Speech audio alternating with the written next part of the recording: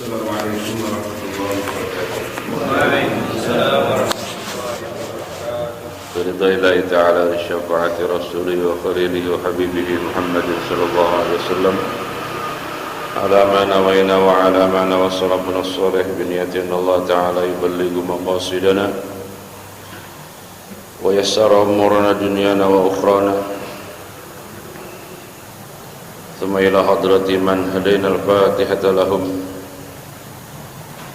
وذكرنا أسماءهم بهذا المجلس خصوصا جميع مؤلفي كتبنا المخلصين ومشايخنا بالدين وأصولهم وفروعهم من الله تعالى يتغشاهم بالرحمة والمغفرة. الفاتحة. أعوذ بالله من الشيطان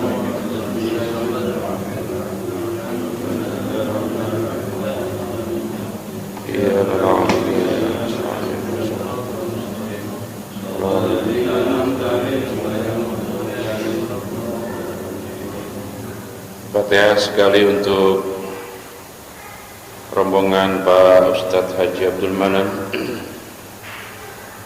yang sedang dalam perjalanan umroh. Semoga diberikan kelancaran, kemudahan, keselamatan pulang pergi, dan umrohnya semuanya umroh yang mabrurah, umroh yang makbulah. Keluarga yang ditinggalkan dijaga oleh Allah Subhanahu wa taala. Al-Fatihah. Bismillahirrahmanirrahim. Alhamdulillah. Ya na'budu wa nasta'in.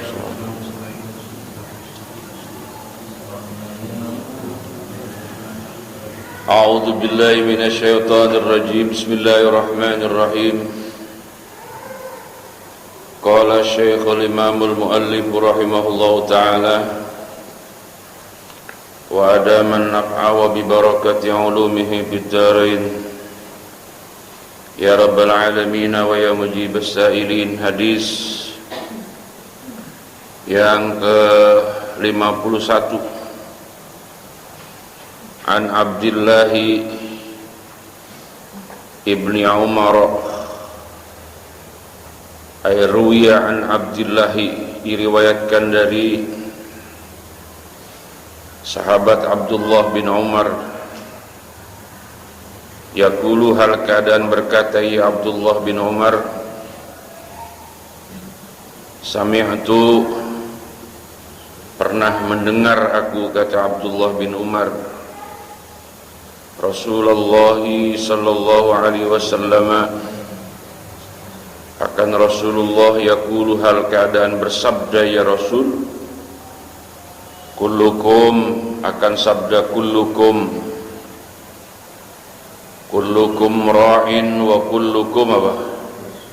Mas'ulun an ra'iyatihi. Kullukum, adapun tiap-tiap kalian, yaitu ra'in. Ra'in maknanya hafizun, orang yang menjaga amanat, menjaga apapun yang memang harus dijaga.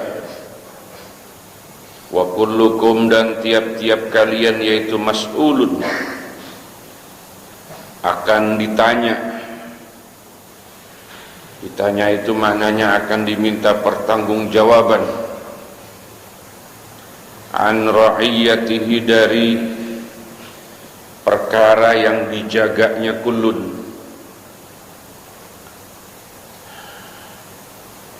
Kullukum ra'in, kalau untuk pribadi kita itu Allah sudah titipkan kita anggota tubuh. Dari mulai mana? Anggota tubuh dari mulai mana? Rambut enggak kali ya? Ya bolehlah, dari mulai kepala sampai kaki. Itu amanat dari Allah, dijaga. Dijaga itu artinya pergunakan dia untuk sesuatu yang tentunya Allah suka. Kita ini dari mulai maghrib kan di masjid ya. Kalau mungkin diurut ya dari rumah jalan gitu, dengan kendaraan apapun.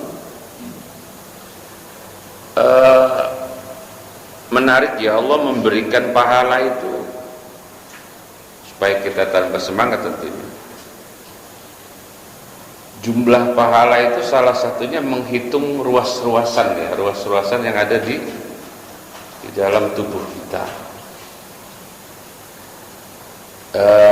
Mafsal kalau bahasa Arabnya itu, persendian itu bahasa Arabnya apa? Mafsal. Jamaknya mafasil. Jadi tubuh kita itu kan tulang-tulang yang tersambung. Totalnya 360. Kalau nggak kita hitungnya.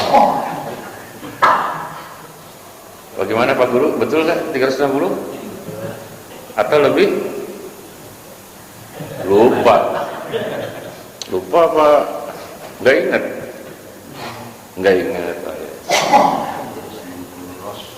Jadi 360 itu menjadi jumlah dari bagaimana Allah memberi ganjaran atas kebaikan kita berangkat. Maka itu setiap tubuh ini yang diamanatkan oleh Allah, karena kan punya Allah, tubuh ini kan punya Allah, dijaga. Maka itu kata Nabi, kullukum ra'in, kalian itu orang yang menjaga anggota tubuh. Wa kullukum mas'ulun apa? An ra'iyati. Nanti di akhirat itu ditanya sama Allah, saya kasih mata kan dulu, iya, buat apa? Lah itu mas'ulun. Ya, hari ini mata kita buat ngelihat apa? Kitab. Kalau yang ngebawa kitab ngelihat apa? Ngelihat Pak Ustad. Ngelihat apa lah, terserah itu. Ibu-ibu ngelihat apa, Bu? Ya kitab. Yang ngebawa kitab? Jangan beliau ngelihat saya kan nggak kelihatan. Oke lah. Terus kuping yuk ditanya nanti. Saya kasih kuping itu, sekarang jawab itu, mas'ul, buat apa kupingnya? Nah ini masuk, kaki, tangan, semua nanti akan diminta pertanggungjawaban. Masya Allah, ini menurut saya hadis luar biasa ya. Kalau kita dalemin ini sampai kita meresap, takut kita macam-macam itu untuk apa? Menggunakan tubuh ini kepada sesuatu yang zalim. Bapak pernah gampar orang nggak Pak? Pernah. Mukul orang pernah? Nah, tolong perhatikan tuh. Mukul, gampar, nonjok, nendang, coba dipikir-pikir. Waktu mukul, gampar, nonjok, nendang itu posisi kita, posisi orang yang benar apa orang yang salah?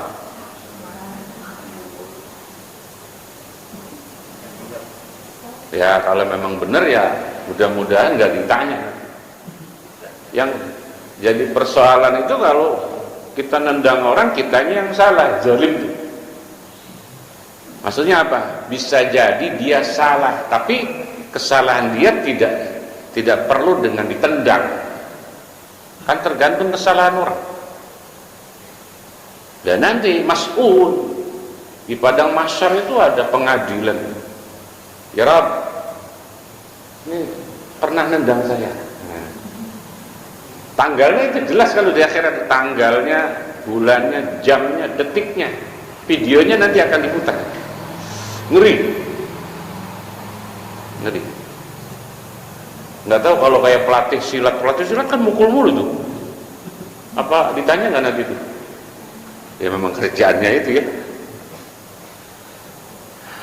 Kemudian al-imamu ra'in. Pas nih mau pemilu ini. Al-imamu adapun pemimpin. atau imam, yaitu ra'in, sama maknanya tadi. Wa mas'ulun, dan akan diminta pertanggungjawaban an ra'iyatihi, dari yang dipimpinnya. Biasanya ulama maknain rakyatnya, tapi maknanya al-imam ini kan siapapun yang ada makmumnya. Kalau di rumah tangga itu yang imamnya siapa? Suami. Makmumnya ya anggota keluarga. Hati-hati ini ya. Kalau tadi sholat imamnya siapa? Saya.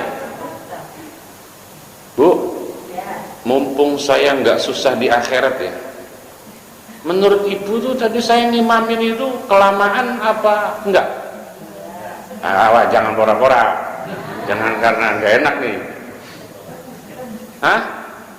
Sebab biasanya kan jarang ada yang mau kalau ngimamin lama-lama itu, betul ya? Tadi kelamaan nggak? Enggak, kalau memang kelamaan kita ulang lagi supaya saya agak cepetan. Ya kalau memang ridho ya tolong diridhoi ya, terutama yang tua-tua. Lama buat Ustaz ngimaminnya, mohon maaf ya.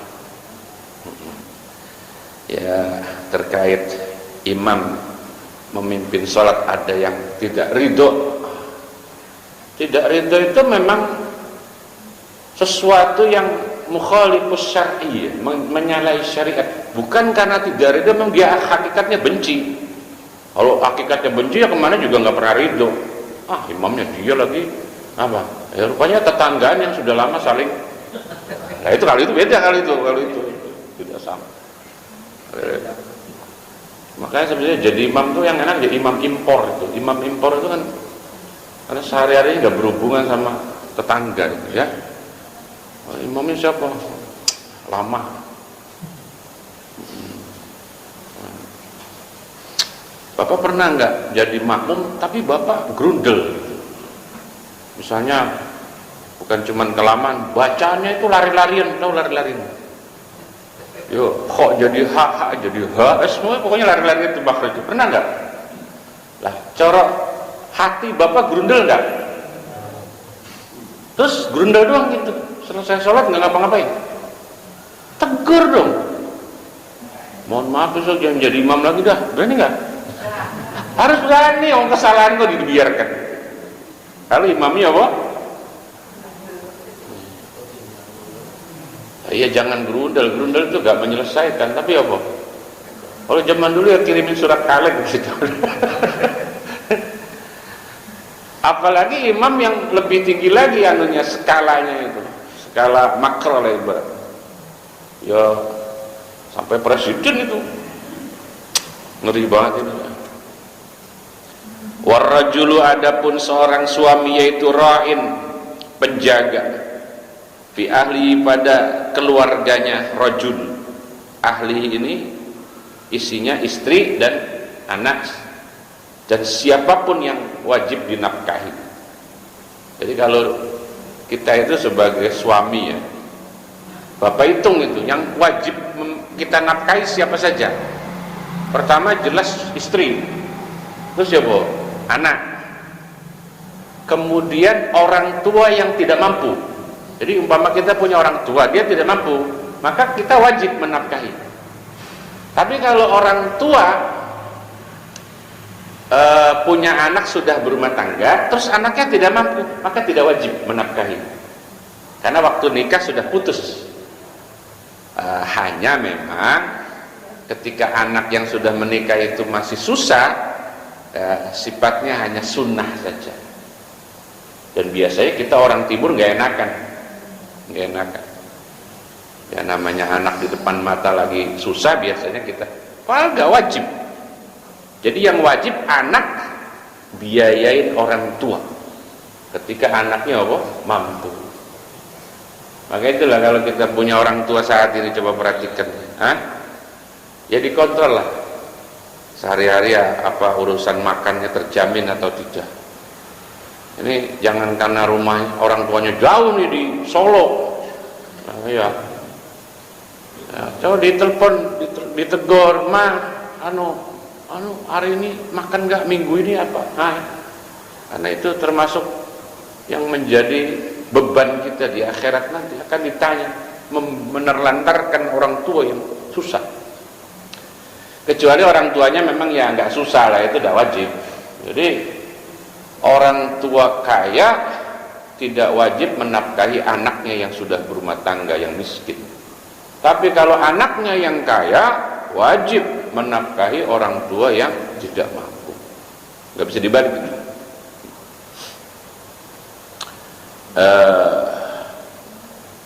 Wal mar'atu, adapun seorang istri, yaitu ra'iyatun. Ra'iyatun sama orang yang menjaga fi baiti zawjiha, di rumah suaminya siapa? Al mar'ah. Wa mas'ulatun, dan bakal ditanya mereka al mar'ah di akhirat nanti an ra'iyatiha, dari perkara yang diamanahkan atau yang dijaga si mar'ah. Ini mumpung ada ibu-ibu ya, apa tugas seorang istri yang nanti akan diminta LPJ? LPJ itu apa ya? Kayak pengurus apa ya? Seorang istri itu nanti akan menyerahkan LPJ di hadapan Allah itu. Apa aja Pak Ustadz itu LPJ? Ini mumpung ada orang perempuan atau kita yang nggak ikut istrinya ngaji nih, diiling-iling nanti dikasih tahu orang perempuan di rumah. Apa Ustadz diantaranya itu ra'in ya, ra'iyah, kalau mar'ah itu ra'iyah. Ya Allah ya Karim, bihusni tadbiriha fil ma'isyah, yang pertama. Apa itu? Bihusni tadbiriha fil ma'isyah, mengatur dengan baik kehidupan yang diamanatkan oleh suami. Misalnya gini, cara suami itu memberikan nafkah ya, Bu, ini 1 juta untuk 1 tahun misalnya, hah? Cukup gak?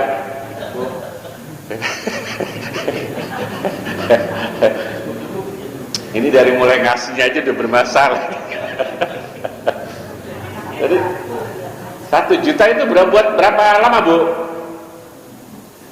Sebulan cukup nggak? Seminggu? Bu, Pak ingat, seminggu cukup ya? Ya. Semua itu di situ ya? Termasuk cicilan mobil, bukan? Repot ya. Bu, ini ada uang 1 juta, ada tak? Lah, diatur-atur dengan baik, itu namanya apa? Bihusni tadbiriha fil ma'isyah. Kan ada? Wal amanatu fi malihi, dan amanah itu menjaga atau bisa dipercaya menyangkut harta suaminya yang ada dalam pengawasan si istri. Ini bojoku ya mangkat kerja, orang bawa sepeda motor terus naruhnya di luar, mana toh? Beno hilang, sehingga ini bermasalah nanti. Ya udah tahu kalau suaminya mungkin tadi kesusu gitu ya, tergesa-gesa sehingga motornya belum sempat direm. Istrinya. Dulu istri saya tuh mindahin motornya nggak bisa, istri saya tuh. Sama, nyaman-nyaman aja dong. Jadi takut banget gitu kalau mindahin motor. Terus saya ajarin gini caranya, takut lah. Terus ya cara bisa sekarang, kalau saya lupa apa itu dia mindahin doang, hidupin nggak bisa. Susah katanya gitu. Orang buka box aja nggak bisa dia, istri. Ya alhamdulillah ya, istri itu nggak tertarik belajar bawa motor sama bawa mobil, nggak tertarik. Mungkin kalau dia bisa bawa motor bawa mobil ngayap mulu. Jadi bojone dewek ini memang nggak bisa apa-apa itu. Ya pokoknya begitu aja lah. Ya nggak tahu lah. Ya kemana-mana, tapi ya lama-lama ya mikir juga ya. Akhirnya karena nggak bisa bawa ya. Kesana minta diantar, kesini minta diantar, repot banget ya. Nggak apa-apa dah. Lebih repot nganterin daripada hilang mulu. Ya, istri-istri yang ada di kampung saya Bu, bukan di sini, itu beli sopnya sampai ke Jambore, beli sop, padahal kan di Kang Maman ada ya. Itu maaf ya, ngarah apa itu ya kalau beli sopnya kan sampai Jambore itu, ha? Ayo. Jangan bilang enak. Sono aja katanya murah Pak, Kang Maman mahal 60.000. Di mana? Sono di jalan alternatif. Alternatif mana? Oh, pokoknya udah perbatasan Cilengsi. Situ murah katanya. Berapa? 30.000. Oke. Balik lagi lakinya udah mati. Nah kan jauh banget. Belum macet, belum ntar macam-macam. Belum ntar ditangkap polisi, razia segala rupa, ada. Nah itu. Ini terkait tanggung jawab yang dipikul oleh seorang istri. Wa hifdzi iyalihi wa adyafihi wa nafsiha, menjaga dirinya dan menjaga amanah keluarganya. Jadi jangan sampai seorang istri itu berbuat tidak baik kepada keluarganya suami. Jadi dijaga itu hubungan dengan keluarga suami. Apalagi dengan keluarga istrinya masing-masing. Dengan keluarga suaminya harus berbuat apa? Ya dijaga. Itu kalau apa itu? Wa mas'ulatun an ra'iyatiha, termasuk bagaimana ketika suami tidak ada di rumah. Ya. Waalaikum, maaf. Suami saya lagi nggak ada. Ini baik RT urusan apa? Pemilu, taruh aja di depan. Begitu harus berani gitu. Hah? Apalagi mungkin RT-nya nanti ganjen, ya. Ada PRT nggak ini? Umroh ya. Maaf RT, maaf. Ya ke sono. Kadang-kadang RT main duduk aja. Panas banget Ibu. Ya masuk ke dalam dah, adem. Ngopi Pak. Lah kalau udah nawarin ngopi udah kacau tuh. Kopi kan biasanya lama toh. Yes. Ini bakal diminta pertanggungjawaban di akhirat. Ada itu nanti videonya udah setel. Waduh, suaminya kaget. Loh, ibu ngobrol sama siapa tuh Bu? Nanti videonya disetel itu di akhirat tuh.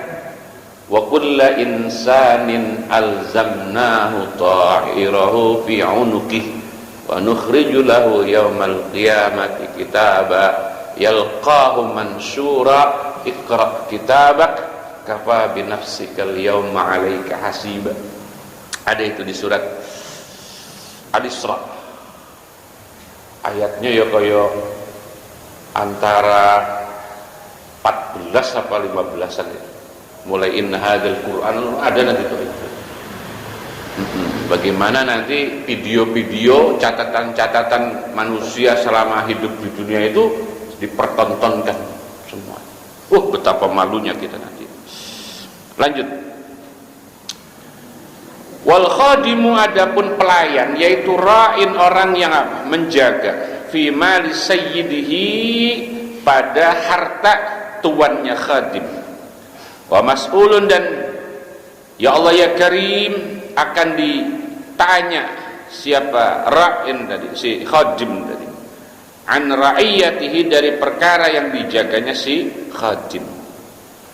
Demikian juga kalau ada orang-orang yang diamanatkan, pelayan, tukang, supir pribadi, semua itu nanti bakal awas, nulis bon baik-baik nih, woi, suruh belanja nulis bonnya apa? Ditambahin 01. 01 lo lumayan loh, hah? Kalau di belakang koma, kalau di depan koma mau 100 biji udah apa-apa. 01 ditambahin 10.000 jadi berapa? Berarti gedean aslinya apa nomboknya itu? Coba Pak. Jadi barang itu harganya 10.000, tambahin 01 di belakang titik. Mahalan mana itu nambahinnya sama aslinya berarti? Yuk nambahin dong, gara-gara 01 jadi 90.000 tekornya. Atau dikurangin, nah ini jarang. Kok murah amat Pak? Ini kebetulan saya masih ada uang sisa. Kalau itu jarang itu pelayan yang model gitu. Nah, biasanya saya pernah mergokin pegawai itu. Nah, tukangnya ngomong begitu juga. Pak ini bonus 1 apa 2? Saya paham tuh.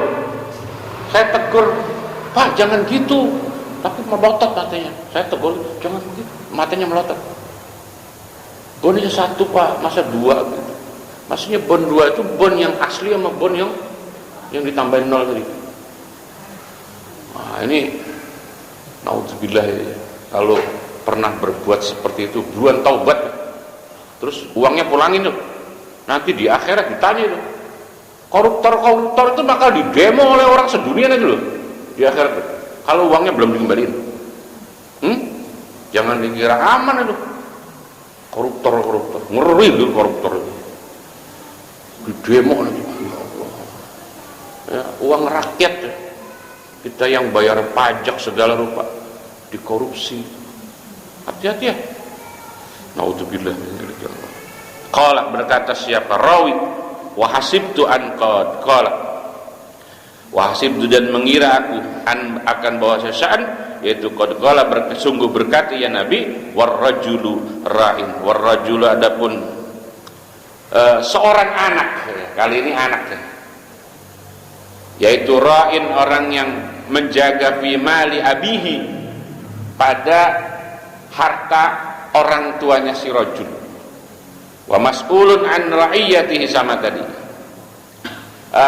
Saya menduga Nabi akan ngomong seperti itu. Saya menduga, kata perawi hadis apa itu namanya, Abdullah bin Umar. Jadi seorang anak itu akan diminta pertanggungjawaban atas penyelewengan amanah orang tuanya. Duit bayaran dibawa kabur, dibuat jajan, itu nanti akan dia dituntut. Ya, kita itu jangan sampai anak kita dibuat seperti raja. Saya naudzubillah nggak ada masuk pamer. Kalau lagi di mobil gitu ya sama anak saya itu, ya dia yang nyupir lah, sambil jalan itu, kalau bahasa sekarang, bapak ngerusak suasana aja nih, karena omongan saya dianggap apa? Merusak suasana enak gitu lagi jalan-jalan. Tapi kalau saya nggak peduli, kalau saya itu dengan bahasa Arab sekarang, saya bilang alhamdulillah Allah takdirkan kita ini dapat rezeki yang berkah. Saya bilang ya kemana-mana ya ada kendaraan, dan menurut bapak ini sudah bagus sekali. Tapi ingat, ini mobil bapak, bukan mobil kamu. Saya bilang begitu sama anak-anak itu, ini mobil bapak, kamu masih miskin. Saya biasa ngomong sama anak saya gitu. Tapi jangan ditiru, nanti anaknya protes. Kalau anak saya tidak protes, dia ya mangguk aja, karena ya mungkin didikannya begitu. Jadi supaya apa saya ngomong begitu sama, biar anak tuh mikir, supaya dia nggak seperti raja gitu. Yuk, rumah saya ini bukan rumah kamu, ini rumah bapak, kamu numpang. Saya bilang begitu. Biasa, sering kali saya ngomong, supaya tertanam di dalam anak saya itu rasa prihatin. Bocah mondok itu uangnya habis tanggal 5, saya kirimnya tanggal 7. Nggak mungkin saya tanggal 5 saya kirim. Saya suruh puasa dulu 2 hari, puasa jajan, kan makan sudah jajan. Ya, paling orang perempuan tuh sebelah itu yang cerewet, nggak bakal mati, saya bilang gitu. Maklum bapaknya mantan santri itu, jadi cukup paham lah. Kalau anak kita kalau digituin biasanya boyong, nggak betah. Ya, nggak boleh terlalu dimanja, itu tidak boleh. Satu saat kita nggak mampu, disitulah malapetakannya. Kalau terlalu kita manjakan. Ya Allah, ya pokoknya bagaimana seorang anak itu ketika diamanahkan nih motor, mobil, apapun itu yang milik orang tuanya, jaga itu. Jangan sampai yang sering terjadi kan, motor bapaknya dijual, tanah orang tuanya dijual, itu akan mas'ulun an ra'iyati, nanti akan diminta pertanggungjawabannya di akhirat. Anak saja bisa dituntut, loh, bayangin. Kesimpulannya, wa kullukum ra'in wa mas'ulun an ra'iyat. Itu kesimpulan. Setiap apapun itu menjaga terhadap apapun. Begitu. Setiap apapun, setiap siapapun menjaga atas apapun dan siapapun. Tergantung Bapak sebagai siapa. Sebagai orang tua menjaga anak, sebagai anak menjaga orang tua, sebagai suami menjaga istri, sebagai istri bla bla bla. Ya Allah ya Karim. Selesai. Hadis ke-52. Wa an Anasin, dan diriwayatkan dari sahabat Anas bin Malik, yaqulu berkata ya Anas bin Malik, kana akan perkataan kana adalah Rasulullah sallallahu alaihi wasallam, yaitu idza stadda tatkala atau pada waktu banget apa albardu dingin, bakar maka menyegerakan siapa Nabi bis sholati akan sholat. Jadi sholatnya Nabi itu kan tidak sama dengan kita. Kalau kita ini kan menarik ya, saya ngomong begini ini mungkin tidak diminati oleh beberapa orang. Orang kita itu kadang menyebut awal waktu itu habis azan. Tolong ini ya monggo dicek ya, gak usah jauh-jauh orangnya, Bapak sendiri. Orang kita, orang awam itu kadang menyebut awal waktu itu azan, padahal awal waktu itu bukan azan itu. Jadi kalau kayak zuhur misalnya, zuhur itu kan umpamanya jam 12 gitu, terus berakhirnya jam 3. Itu dalam pandangan ulama fikih, karena memang ketika Nabi menyebut awal waktu tanpa ada penjelasan zona, ada pembagian zona waktu, maka hadis manapun itu tidak menyebut awal waktu dari sisi zona. Pokoknya Nabi itu kalau ngomong awal waktu ya pokoknya muqabilnya itu akhir waktu. Sehingga dalam pandangan ulama mazhab, ketika Nabi nyebut awal waktu itu durasinya berapa lama, nah, maka dihitung oleh ulama itu setelah azan yang didahului oleh sholat apa? Sunnah. Oke. Azan itu berapa menit Pak? Hah? Jangan bilang 3 karena mau ngomong awal waktu nih, karena ada yang model azannya sampai 5 menit. Ini biar pahamin hukum ini, sehingga tidak lahir produk-produk hukum yang ngarang sendiri. Ini patut saya luruskan. Kita hitung 5 menit, karena azan sekarang meliuk-liuk. Kemudian sholat qobliyah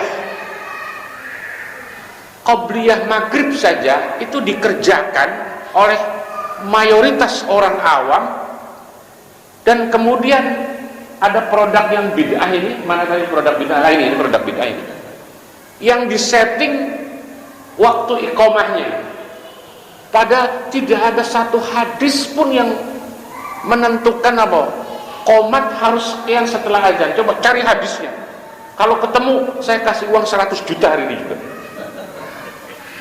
Ayo, berani tantangan dari saya? Tapi kalau nggak ketemu bayar saya 100 juta. Loh iya, mau enaknya sendiri. Saya tanya, apa ada aturannya dalam fikih, dalam hadis, dalam apapun, batasan sholat itu qobliyah itu azannya harus sekian menit, ada? Sehingga beberapa masjid saya itu nggak peduli orang masih sholat qobliyah, udah saya maju aja. Di sini belum saya terapkan, di tempat lain saya udah langsung maju aja, walaupun di belakang ada yang apa masih qobliyah, nggak peduli kalau saya. Kalau di sini belum, karena saya lihat takutnya masih ada yang baper. Ustaz, ada orang qobliyah tinggal aja, walaupun belum bunyi. Oke. Di sini keawaman orang itu betul-betul luar biasa, dan itu sudah berlaku berjalan tahunan, dan oleh ustadz-ustadznya dibiarkan. Sehingga ketika saya menyampaikan produk hukum formil fikih misalnya, itu terasa sulit, dan cenderung saya dituduh orang yang macam-macam. Padahal faktanya itu, sampai barusan saya tantang, kalau ada hadis yang menyebutkan setelah azan maghrib 10 menit untuk waktu apa? Sholat qobliyah, saya bayar 100 juta detik ini juga. Tapi kalau nggak ada, bayar saya 100 juta. Ada yang berani tantangan dari saya? Ada yang berani? Pak Haji, berani? Kenapa nggak berani? Oh, langsung bilang nggak ada. Jangan bilang nggak ada, belum dicari. Apa karena takut tantangan? Kan Dadang? Hah? Berani nggak tantangan? Oh, nggak berani. Nggak ada. Oke, qobliyah maghrib. Akhirnya kita sepakat sholat lah, nggak apa-apa. Kita sholat qobliyah maghrib. Berapa menit udah? Azan dengan qobliyah. 5 tambah 5. Belum kalau nungguin muadzinnya, saya yang dongkol tuh loh. Saya sudah duduk sini, muadzinnya qomat masih tengok ke belakang. Apa maksudnya? Mohon maaf yang pada qomat ini. Apakah ada dalil tengok ke belakang untuk mengumandangkan qomat? Imamnya sudah duduk di sini. Kecuali imamnya belum ada. Ustadz loh, saking sabarnya diem aja. Ya nggak tahu Ustadz Abdul gondok itu. Loh, ini hukum Pak. Tapi tradisinya sudah kadang mendarah daging dan dibiarkan. Hari ini saya ungkap, terserah Bapak kecewa atau tidak, tapi fakta hukumnya seperti ini. Orang yang qomat nggak usah tengok ke belakang, kecuali ada mertua Bapak di belakang. Aku dipecat jadi mantu barangkali. Imamnya sudah ada, masih tengok ke belakang. Kalau tengok ke belakang masih nungguin orang yang belum qobliyah, masih di rumah. Ayo. Oke, baru azan, baru qomat, baru sholat. Udah berapa menit? 15 menit. Apakah 15 menit itu masih awal waktu? Masih awal waktu. Nah, setelah 15 menit, berarti kalau kita sholat tidak setelah azan, tapi masih zona 15 menit, itu masih awal waktu namanya Pak. Bukan berarti pas azan terus kita lari begitu. Itu format model apa? Fikih mana yang begitu? Hah? Kalau Bapak ada di 15 menit itu atau 20 menit itu, Bapak masih dapat fadilah awal waktu. Nah, setelah 20 menit pindah zona Pak. Zonanya waktul ikhtiyar. Ya, tadi 20 menit awal waktu. Zona itu yang kedua apa? Waktu. Waktul ikhtiyar itu 3/4. Panjang gitu. Nah, nanti mendekati waktu itu hampir habis, itu zona apa? Makruh. Bahkan sampai zona haram. Zona haram itu bagaimana Pak? 2 rakaat di waktu zuhur, 2 rakaatnya di waktu asar. Itu zona haram. Makruh itu bagaimana Ustaz? Masih di waktu zuhur, tapi udah injury time, yang akhirnya sholatnya tergesa-gesa. Itu semua hukum formil fikih. Sehingga saya bukannya nggak tertarik sama orang ketika azan lari-lari pengen buru-buru, saya nggak. Bahkan saya berani jamin ada hadisnya terkait. Dan ini bukan ingin mengendorkan semangat menyegerakan sholat, tidak. Kita tetap berjamaah, tapi dalam konteks mengamalkan hadis dan memakai aturan hukum fikih formal, sehingga tidak terjadi yang modelnya seperti orang awam itu. Ya, saya cuma senyum-senyum aja ngelihat perilaku orang awam, senyum-senyum aja. Bas macam-macam kegiatan orang awam. Ya Allah, dan itu sudah mendarah daging. Tinggal kepala saya tinggal puyeng aja. Mau disampaikan bagaimana, enggak disampaikan, ya harus disampaikan. Pasti saya kurang diminati oleh beberapa kelompok bahasa kayak gini. Tapi ini hukum, suka atau tidak suka harus saya sampaikan. Termasuk Nabi yang hadis yang kita baca ini terkait sholat Jumat. Jadi Nabi itu sholat Jumat itu ngelihat Suhu. Kalau suhunya normal, ya dingin, adem ya, maka Nabi sholat Jumatnya awal waktu. Tapi kalau suhunya panas, Nabi sholatnya entar-entaran. Nah ini kita baca. Idza staddal bardu, ketika banget apa? Dinginnya, baqqara, maka menyegerakan siapa Nabi bis sholati akan sholat, sholat Jumat. Termasuk sholat yang lain juga sebetulnya. Tapi wa idza stadda, dan apabila banget apa al-harru, panas, abroda, maka menunda siapa Nabi as-salat, habis salat ya kan salat. Jadi jangan pernah mengira bahwa Nabi nggak pernah menunda salat. Pernah. Bahkan matahari sempat ditahan sama Nabi waktu salat subuh. Jadi Nabi pernah salat subuh itu hampir apa? Nongol matahari itu. Tapi urusannya bukan urusan apa? Kesiangan atau urusan nonton bola, bukan. Tanggung lagi ada penalti, bukan. Jadi Nabi itu kejadiannya waktu apa? Perang, yang itu diabadikan dalam surat wal adiyati dobha. Itu ada nanti tafsirnya, di situ ada. Jadi ketika Nabi sedang berperang, waktu subuh hampir habis, matahari mau nongol, akhirnya minta ngomong, anti makmur wa ana makmur. Matahari, kamu ya diperintah oleh Allah suruh apa? Suruh nongol, ntar suruh tenggelam. Saya juga diperintah Allah suruh jihad, sama-sama diperintah. Nabi, kalau kita berani nggak ngomong begitu sama matahari. Ini kelasnya kelas Nabi. Akhirnya yuk coro minta sama Allah tahan. Jadi mungkin sekali-kalinya ada waktu yang subuh itu relatif panjang di zaman Nabi itu, karena mataharinya ditahan oleh Allah, jangan nongol dulu, ini belum pada sholat. Nggak tahu durasinya ya, kira-kira lama, pasukannya banyak, belum wudunya ngantri, lumayan tuh, ya Allah. Termasuk di sini, yakni menghendaki ya Nabi aibis sholat tadi al Jumat, akan sholat Jumat. Jadi kalau saya ngatur, Pak, ini sekarang kan waktu zuhur ini kan jam 12 lewat 8. Ini cara kegiatan yang berkenaan dengan ngeganggu orang kerja. Saya mengultimatum ke beberapa masyarakat, tolong pengumumannya maju 10 menit. Saya bilang begitu. Pengumuman apa? Oh itu, pengumuman DKM itu. Menyangkut laporan keuangan, menyangkut apa? Maju 10 menit. Ya dah? Pokoknya jangan sampai apa? Pas pengumuman itu belum selesai, waktu sudah masuk jam. Kemudian apa? Azannya, antara azan pertama dan kedua tolong dibatasi itu 3 menit. Benar kalau tadi ya, jangan pakai meliuk dulu, lempeng aja nggak apa-apa. Allahu Akbar, Allahu Akbar, supaya lempeng.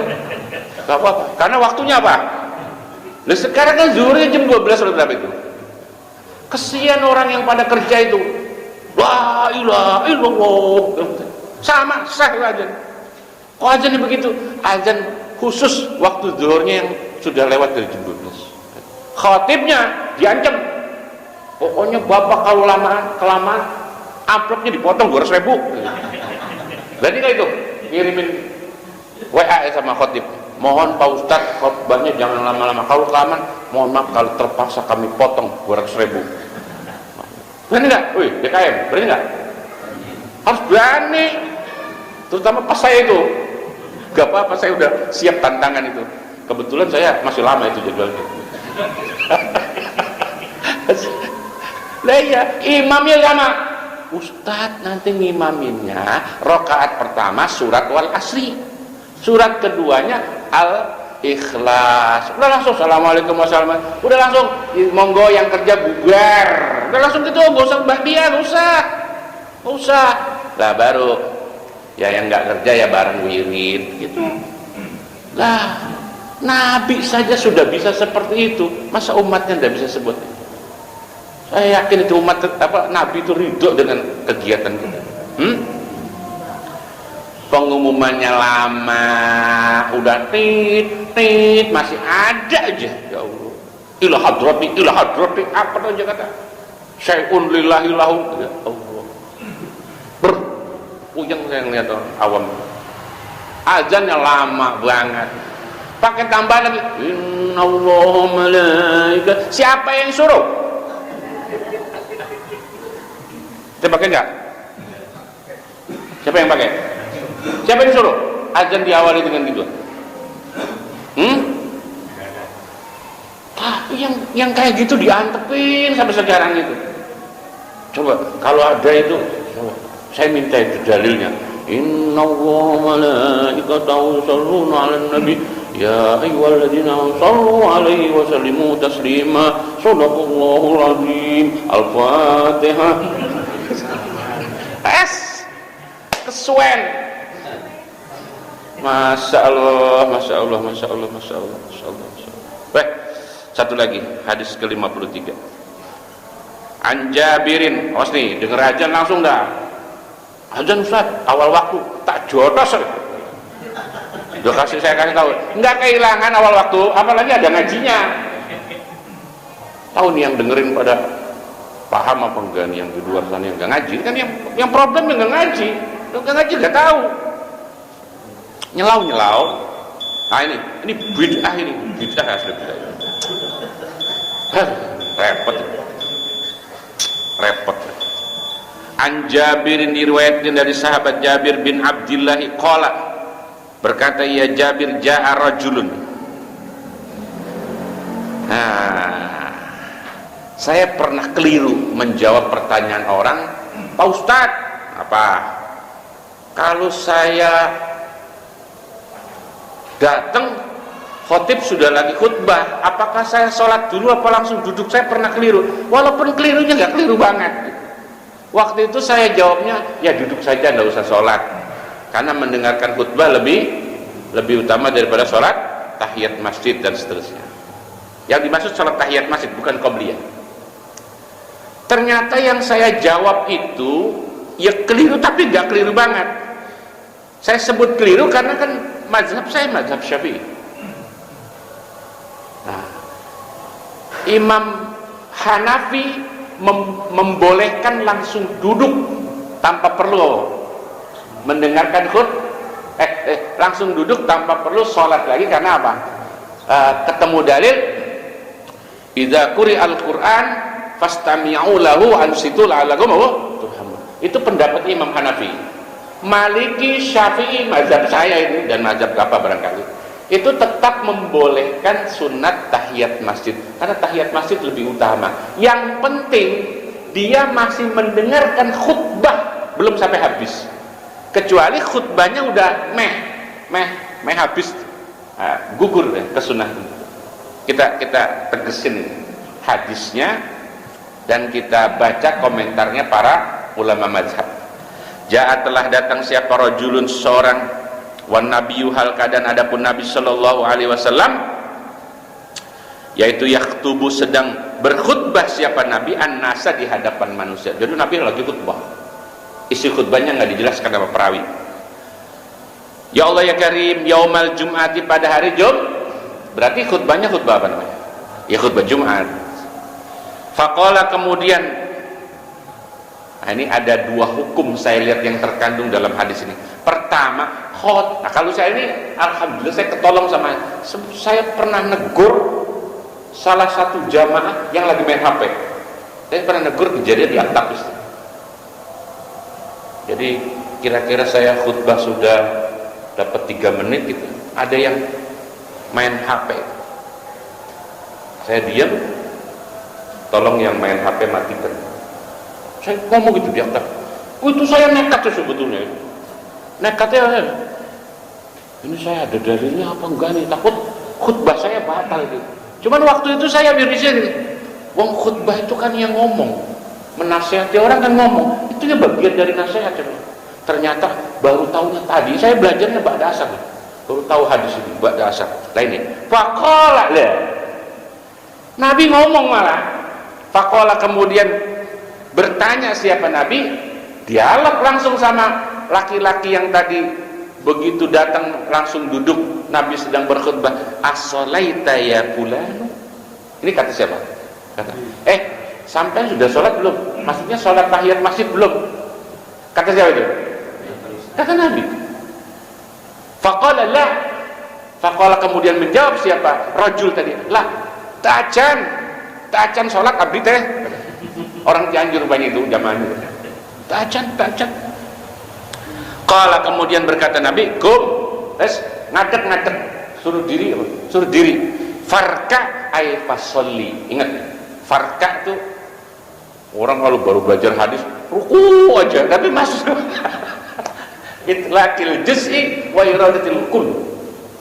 Yang disebut ruku tapi yang dimaksud suruh hadisnya suruh ruku, Pak Ustaz, ruku aja. Dasar orang ngajinya nggak kelar nih yang begini nih. Makanya suruh ngaji itu orang kalau nggak ngaji itu rugi banget itu. Nggak taunya. Akhirnya ngarang semua ngarang. Namanya ngarang, ya salah mulu. Guyo ake marang lian, bikin orang ketawa itu. Perilaku orang-orang awam nggak ngaji, akhirnya begitu. Coba lihat produk hukum yang ada di dalam hadis ini. Pertama apa? Khotib itu boleh bicara, menegur. Yang nggak boleh itu pemain ini yang ngebuat. Idza qulta li sahibika yauma jum'ati ansit itu uskut, man, diam. Wal imamu yaktubu apa? Faqad lago wa man lago fala jum'atalah. Ansitu wasma'u. Yang baca kan Dadang doang bisa, yang lain nggak baca. Nggak boleh menegur orang ketika khutbah sedang disampaikan walaupun tujuannya baik. Ansit itu apa? Cicing, nggak boleh cicing. Yang boleh malah khotibnya. Berarti besok Ustadz ngomong dong cicing. Satu, berarti khotib boleh. Yang kedua, ini terkait sholat tahiyat masjid pada saat khutbah sedang dikumandangkan. Saya baca komentarnya para ulama mazhabnya. Begini. Ya Allah ya Karim. Ya Allah ya Karim.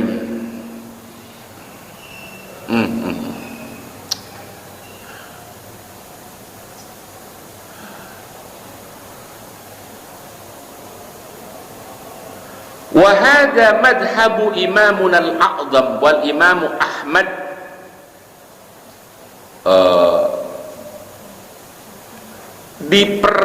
diperbolehkannya sholat tahiyat masjid padahal khotib sedang berkhutbah tadi, itu pendapatnya Imam Syafi'i dan Imam Ahmad bin Hanbal.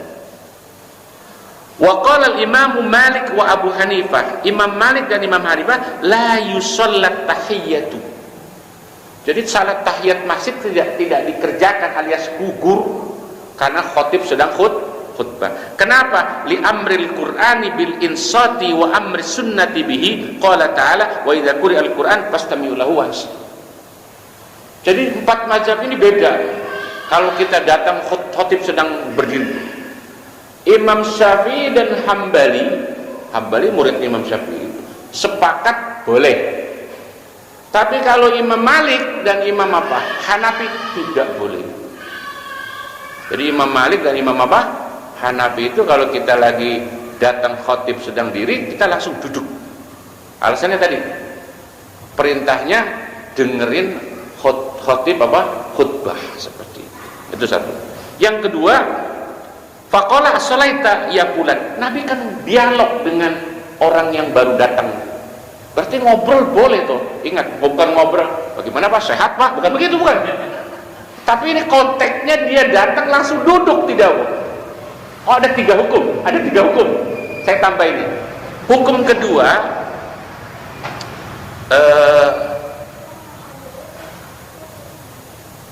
wal kalamu halal khutbati jaizun inda imamin al-a'zam radhiyallahu. Jadi ngomong menurut Imam Syafi'i ketika sedang khutbah itu boleh. Berarti yang saya sampaikan tadi, matikan HP, itu boleh. Dalilnya menurut Imam Syafi'i. Halal khutbah itu dia khotibnya, bukan kitanya. Terus yang kedua, hukum yang ketiga, lihat orang laki-laki itu begitu datang langsung duduk. Padahal tahiyat masjid itu tidak masyru' tidak dikerjakan kalau kita sudah duduk. Misalnya Bapak ada terus duduk belum tahiyat masjid, ya sudah tidak disyariatkan lagi. Karena dengan duduknya sudah apa? Tidak menganggap tahiyat. Kalau hormat masjid itu sebelum duduk, kalau sudah duduk tidak hormat lagi. Seperti Bapak namu itu loh, belum disuruh duduk tapi udah apa? Duduk. Berarti apa? Tamu apa kalau begitu? Tamu songong. Belum disuruh duduk tapi duduk. Sama Bapak ke masjid kok belum tahiyat, sholat langsung duduk. Itu seperti Bapak namu tapi belum disuruh duduk. Nah, tapi kenapa Nabi malah juru bangun falyarka, diri. Nah, ini hukum ketiga. Fa in qulta inna tahiyatal masjid tafutu bil julus, ma'ana Nabi sallallahu alaihi wasallam amara hadzal rajula bil ityani biha.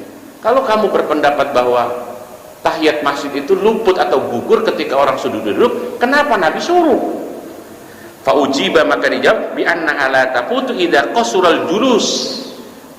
Kalau duduknya baru sebentar, li udrin, karena ada udur, lupa, ya Allah belum tahiyat, bangun lagi enggak apa-apa.